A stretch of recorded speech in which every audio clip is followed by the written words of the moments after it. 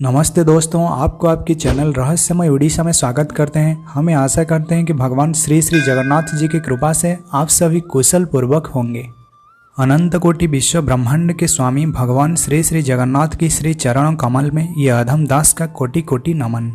तो दोस्तों, भक्त और भगवान की लीला अत्यंत मधुर और मनोरम है। इसे कहने और सुनने वाले दोनों ही आनंद प्राप्त करते हैं और प्रेम की सागर में डूब जाते हैं। भक्त भगवान के लिए जितना व्याकुल होता है, इससे कई गुना ज्यादा व्याकुल भगवान भक्त के लिए होता है, लेकिन ये हमें दिखाई नहीं देता। ये तो अनुभव की बात है। अगर हम उसे अनुभव कर सकें तो इसे समझ सकते हैं। ऐसे ही कुछ भक्त और भगवान की लीला महापुरुष श्री श्री अच्युतानंद जी अपनी ग्रंथ जाई फूल मालिका में उल्लेख की है। गोपते खेल लागिछि घरे घरणिया लुचि बोलुछिल जाई फूल सेही भक्तंकु खोजुअछि। इसी पंक्ति में महापुरुष श्री श्री अच्युतानंद जी हृदय को स्पर्श करने वाले एक बात कही है। वर्तमान समय में जो कुछ भी चल रहा है वो अत्यंत गुप्त भाव में हो रहा है, ताकि लोगों को कुछ पता ना चले। साधारण मनुष्य इस बात को समझ नहीं सकते, लेकिन भक्त से कुछ भी छिपा नहीं।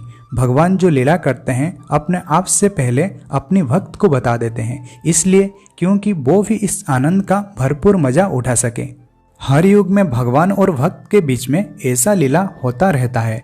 महापुरुष श्री अच्युत कहते हैं कि प्रभु अब गुप्त रूप में कई जगह भ्रमण करके अपने भक्तों को एकजुट करने का काम कर रहे हैं। एक बार सभी भक्तों का एकजुट हो जाए तो धर्म संस्थापना काम को कोई भी शक्ति रोक नहीं सकता।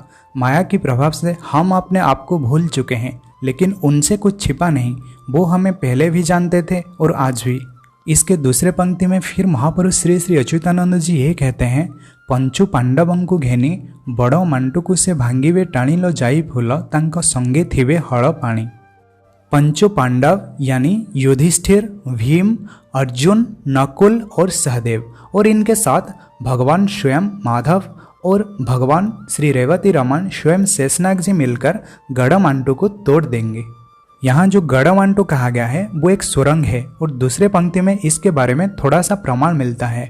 महापुरुष श्री अच्युत कहते हैं, गढ़मांटुकु से बाट फिटाई देवे पठाण चाटल जाई फूल केही न जानिबे देवकोट पठाण कूलरे जान शल्याकार परा होइछि जन्मल जाई फूल सिद्ध अटे बलरे निपुण। यहाँ महापुरुष श्री अच्युत कहते हैं, गढ़मांटू नाम का जो सुरंग है उसे द्वापर युग का महाराज शल्य ने बनाया है। जैसे कि आप सभी लोगों को पता है, जो महाराज शल्य थे वो दोनों पांडव और कौरवों का मामा थे, और महाराज दुर्योधन ने उन्हें छल पूर्वक अपनी तरफ खींच लाए। बाद में जब महाराज शल्य को ये बात पता चला कि दुर्योधन ने उन्हें कपट पूर्वक अपनी तरफ ले आया, तो उन्होंने महाराज युधिष्ठिर को आशीर्वाद दिया। महापुरुष श्री अच्युत जी उसी महापराक्रमी शल्य के बारे में कह रहे हैं। उनका जन्म एक मुसलमान परिवार में होगा और उन्होंने ही उसी गढ़मांटू सुरंग का निर्माण किए होंगे। भगवान श्री हरि की प्रबल माया से ये बात छिप कर रहेगा और किसी को पता नहीं चलेगा। महाराज शल्य अत्यंत बलवान होंगे और सिद्ध में परम साधु होंगे।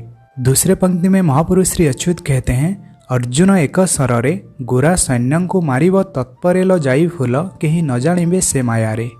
जब पंचो पांडव भगवान श्री अनंत को दर्शन करेंगे तभी उन्हें अपनी कला प्राप्त होगा।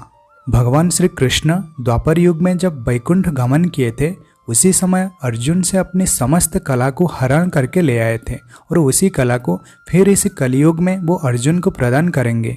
भक्त कला निधि जेबे देवे कला बांटी कलिर कलमुष गुटी जीव सेबे टूटी। ये कहने का तात्पर्य है कि भगवान श्री अनंत देव समस्त कला को अपने ही अंदर धारण करते हैं, और ये कलियुग में जो समस्त देवी देवता इसी पृथ्वी पृष्ठ में भगवान के साथ भक्त के रूप में जन्म लिए हैं, सही वक्त आने पर भगवान उन्हीं सभी देवी देवताओं को अपनी कलाएं प्रदान करेंगे। पिछले वीडियो में हमने कहा था कि पांडवों का सभी अस्त्र अभी छिपा कर रखा गया है, और सही वक्त आने पर वो सभी अस्त्र भगवान श्री कल्की देव खुद निकालेंगे।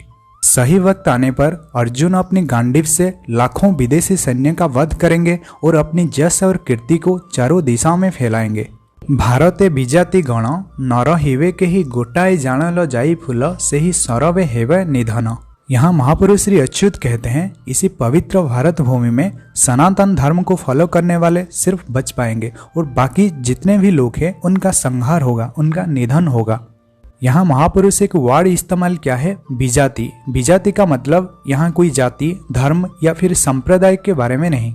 जो लोग आदि सनातन अर्थात मानव धर्म को नहीं मानते, फॉलो नहीं करते, उन लोगों को यहाँ विजाति कहा गया है और इस तरह का लोगों का इस पृथ्वी में रहने का कोई अधिकार नहीं, इसलिए भगवान उनका संहार करेंगे। तो दोस्तों इसी वीडियो में बस इतना ही है। अगर आप लोगों के मन में कोई भी डाउट है तो आप हमें कमेंट सेक्शन में ज़रूर पूछ सकते हैं।